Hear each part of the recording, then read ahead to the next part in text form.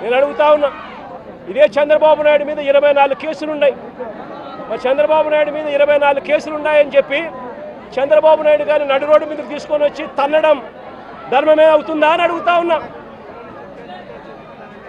చంద్రబాబు నాయుడు మీద కూడా 24 కేసులు ఉన్నాయి.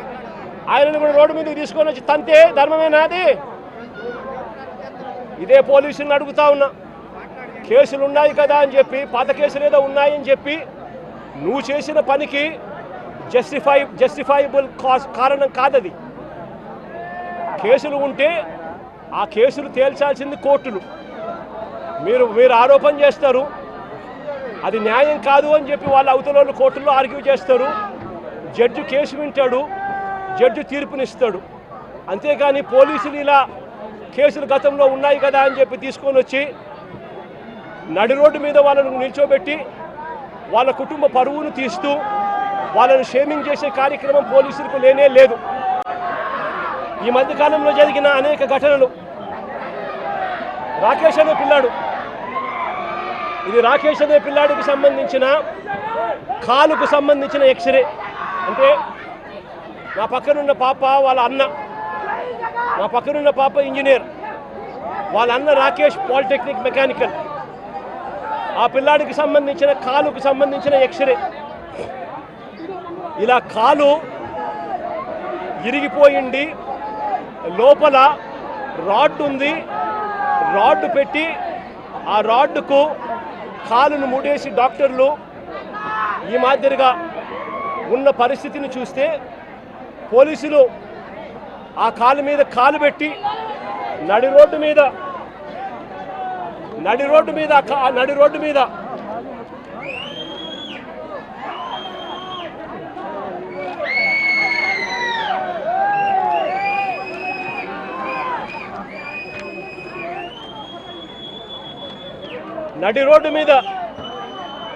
ఆ పోలీస్ కాలు తొక్కుతూ ఆ రాకేష్ అనే పిల్లోడిని ఇలా కొట్టడం, అది కూడా నడి రోడ్డు మీద షేమింగ్ చేస్తూ చేయడం ధర్మమేనా అని అడుగుతా ఉన్నా.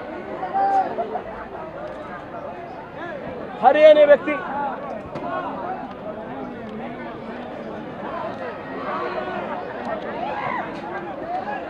హరికృష్ణ అనే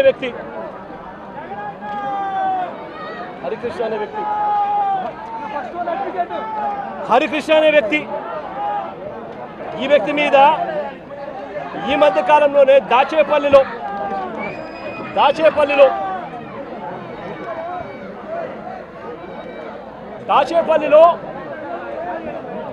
హరికృష్ణ అనే వ్యక్తిని తప్పుడు కేసు పెట్టి ఈ మధ్య కాలంలోనే దారుణంగా సిఐ క్వార్టర్స్లో పడేస్తే, ఇంత దారుణంగా కొట్టి పడేస్తే వారి తల్లిదండ్రులు, గ్రామస్తులు వచ్చి ఆందోళన చేసి ఈ పిల్లాడిని రక్షించుకున్నారు. ఈ కేసులో కూడా ఎలాంటి గాయాలు జరగలేదని, ఎలాంటి గాయాలు ఆ పిల్లాడికి రాలేదని డాక్టర్లు దొంగ సర్టిఫికెట్ కూడా ఇప్పించుకున్నారు. ఆ పిల్లాడు ఈ రోజు కూడా నడవలేని పరిస్థితిలోనే ఆ పిల్లాడు ఉన్నాడు.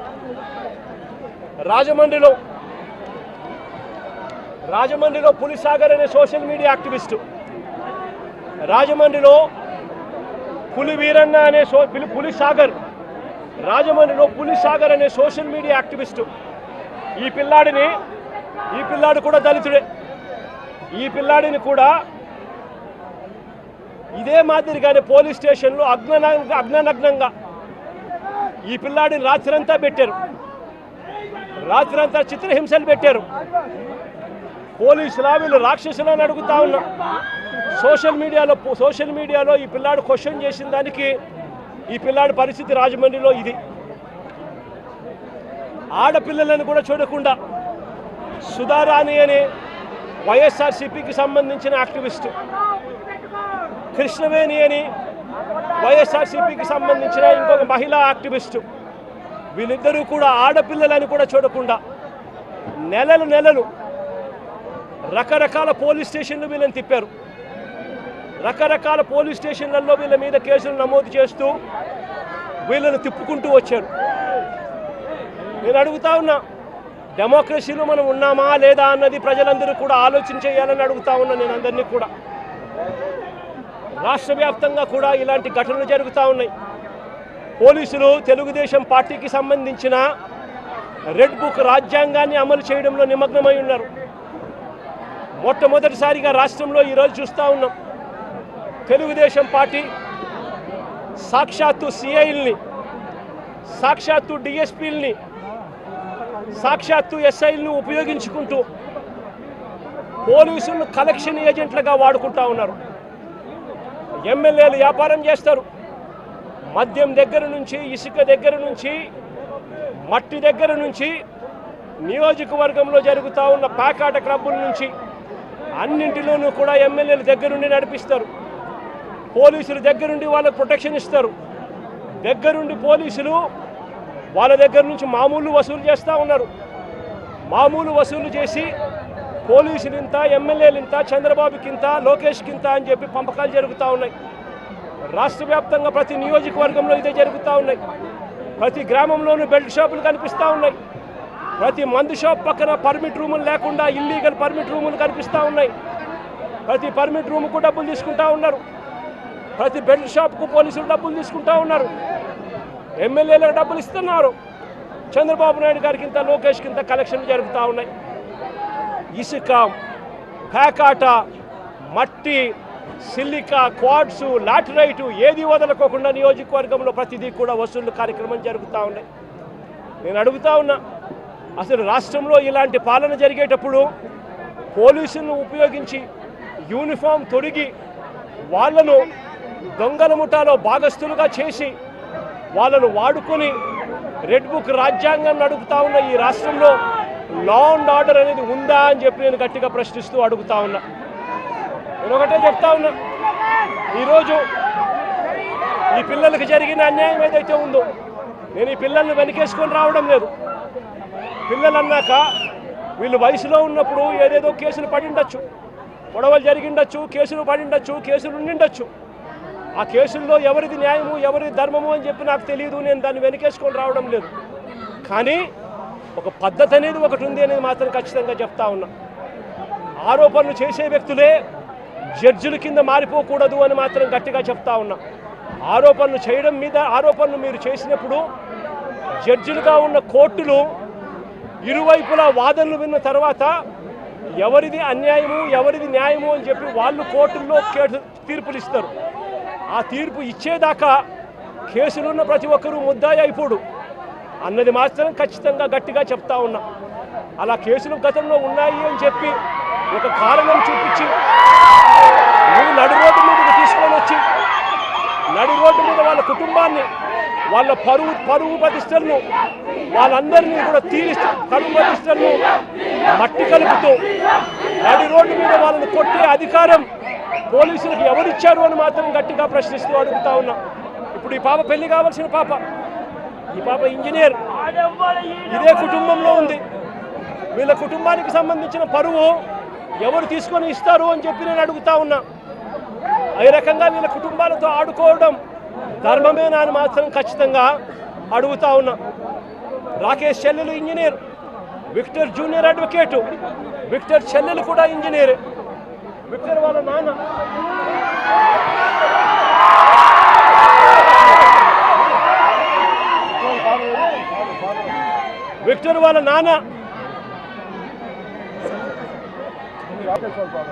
రాకేష్ వాళ్ళ విక్టర్ వాళ్ళ నాన్న ప్రజాశక్తి రిపోర్టర్.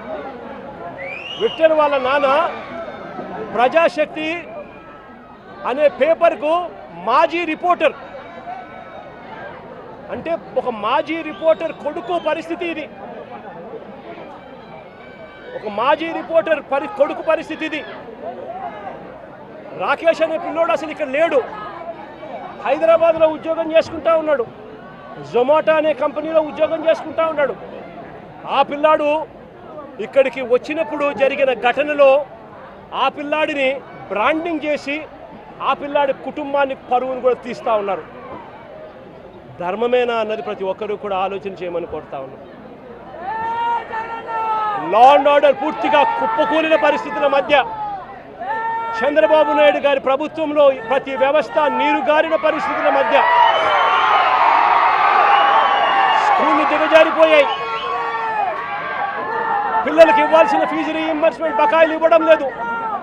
సంవత్సరం దాటిపోయింది, స్కూళ్ళు పట్టించుకోవడం లేదు. విద్యారంగం పూర్తిగా నాశనమైపోయింది. వైద్య రంగం పూర్తిగా దివాలా తీసింది. నెట్వర్క్ హాస్పిటల్కు నెలకు 300 కోట్ల రూపాయలు ఖర్చు అవుతుంది. 12 నెలలు అయిపోయింది.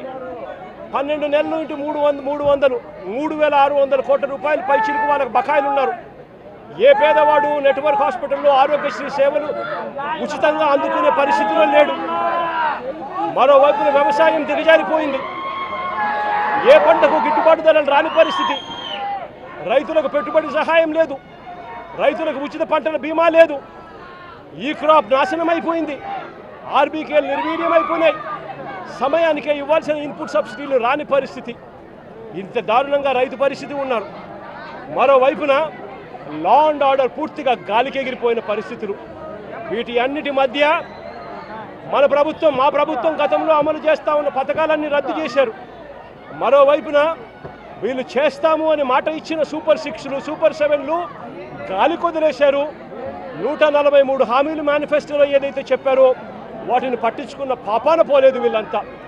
అందుకనే ఇలాంటి పాలనకు వ్యతిరేకంగా రేపు రాష్ట్ర వ్యాప్తంగా కూడా వెన్నుపోటు దినంగా ప్రకటించి రాష్ట్ర వ్యాప్తంగా ప్రతి నియోజకవర్గంలోనూ ఈ ప్రభుత్వానికి వ్యతిరేకంగా రాష్ట్ర ప్రజలందరినీ కూడా గలం విప్పమని చెప్పి పిలుపునిస్తా ఉన్నాను. మరొక్కసారి వీళ్ళందరికీ కూడా ప్రతి ఒక్కరిని కూడా నేను ఒకటి విజ్ఞప్తి చేస్తా ఉన్నా.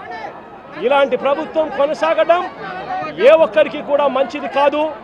ఇలాంటి ప్రభుత్వం ఎంత త్వరగా ఈ ప్రభుత్వాన్ని సాగనంపితే ప్రజలు అంత సస్యశ్యామలంగా బతికే పరిస్థితి ఉంటుంది అని చెప్పి ప్రతి ఒక్కరూ కూడా కలిసి రావాలి అని చెప్పి కోరుతూ సెలవు తీసుకుంటాను.